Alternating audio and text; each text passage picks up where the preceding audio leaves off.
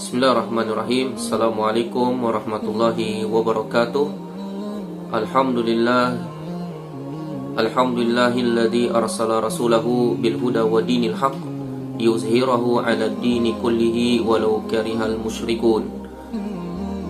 Asyhadu an la ilaha illallah wahdahu la syarikalah wa anna Muhammadan 'abduhu wa rasuluhu la nabiyya ba'dah. Allahumma shalli wa sallim ala Nabiina Muhammadin wa ala alihi wa ashabihi wa man tabi'ahum bi ihsanin ila yaumiddin.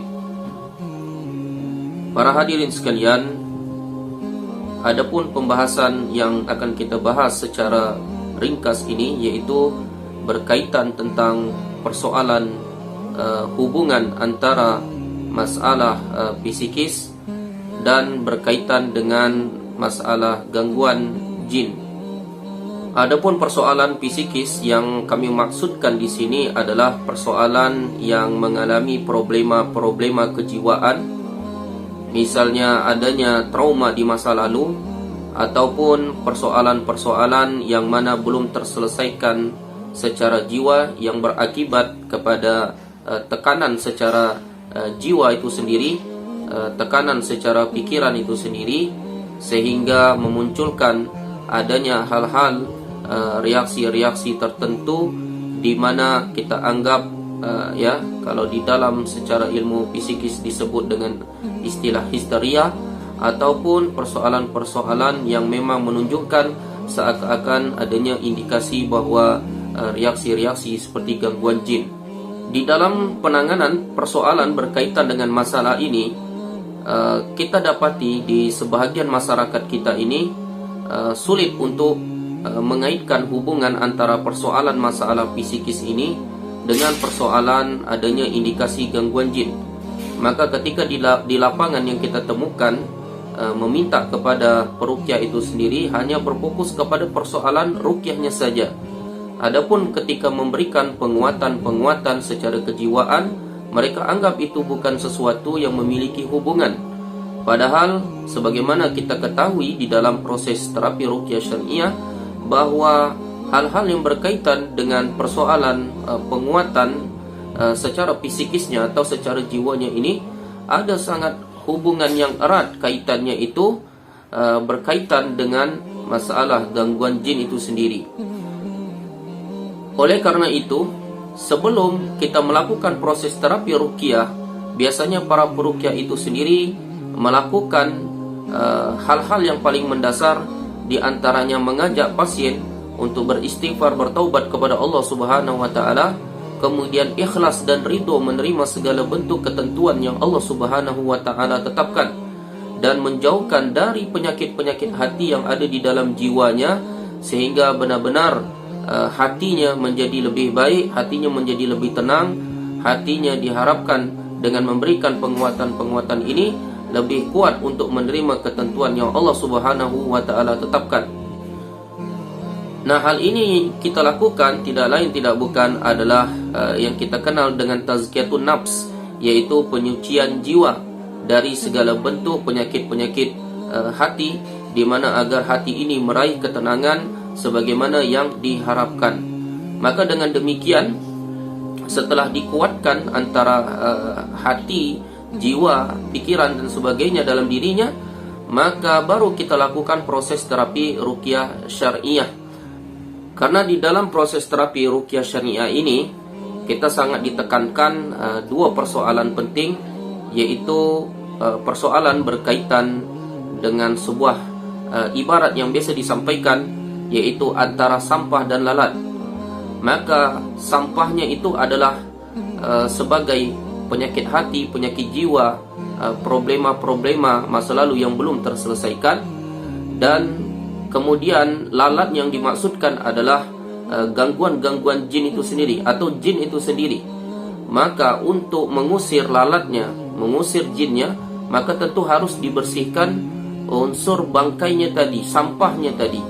Sebab kalau kita hanya mengusir lalatnya, mengusir jinnya saja, kemudian tidak berusaha untuk membersihkan sampahnya atau penyakit-penyakit hati, maka ketika diusir lalatnya, selama bangkainya tadi, sampahnya masih ada di dalam hati dan dalam jiwa, maka jin tersebut akan datang kembali, menguasai kembali.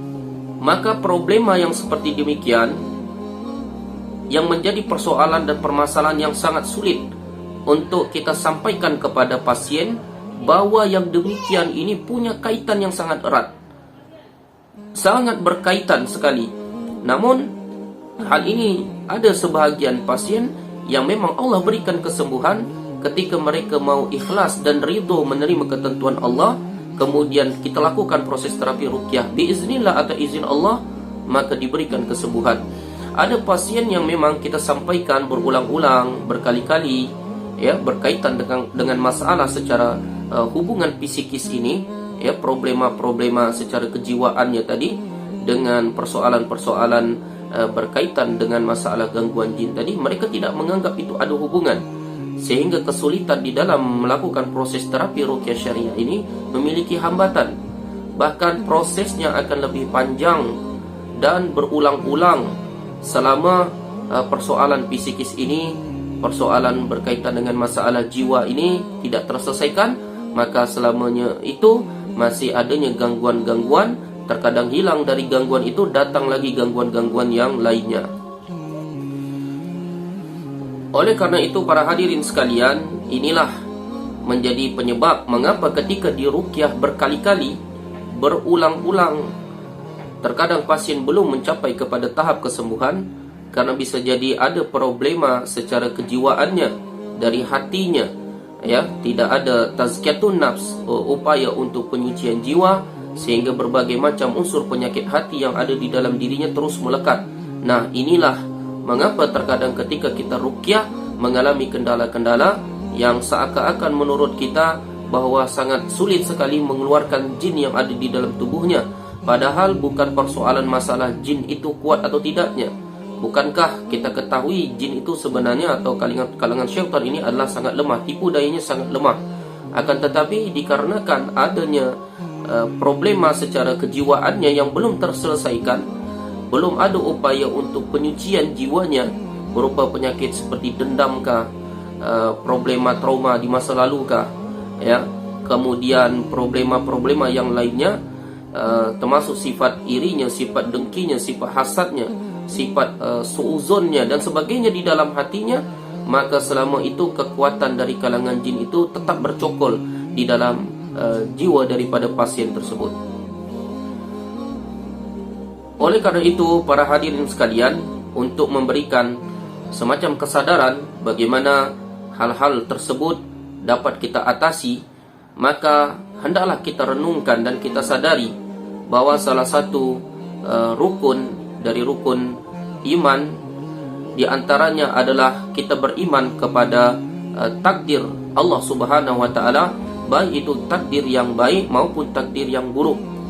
Di mana takdir yang Allah Subhanahu wa taala tetapkan, ya, sebelumnya pada 50.000 tahun sebelum penciptaan langit dan bumi ini, di mana para hadirin, ketika seseorang tidak menerima ketentuan takdir yang telah Allah Subhanahu wa taala tetapkan, maka tentu akan mengalami problema goncangan secara batinnya, secara jiwanya.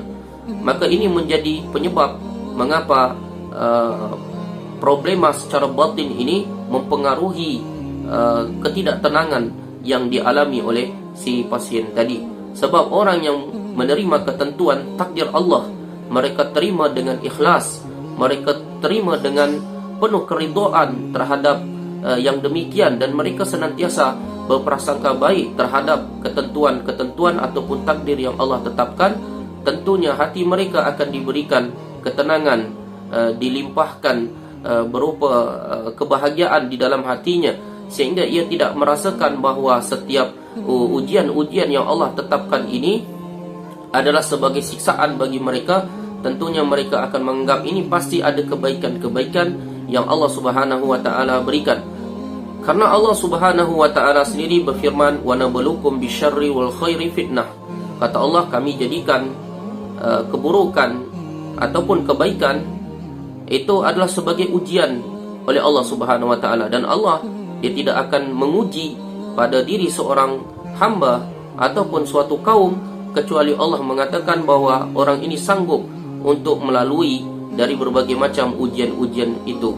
Maka ketika mereka ikhlas, ridho menerima ketentuan yang Allah Subhanahu wa taala tetapkan, maka itu adalah sebagai salah satu terapi bagi kejiwaan mereka, bagi hati mereka, sehingga dengan itu akan ada ketenangan di dalam hati dan batin dalam diri mereka.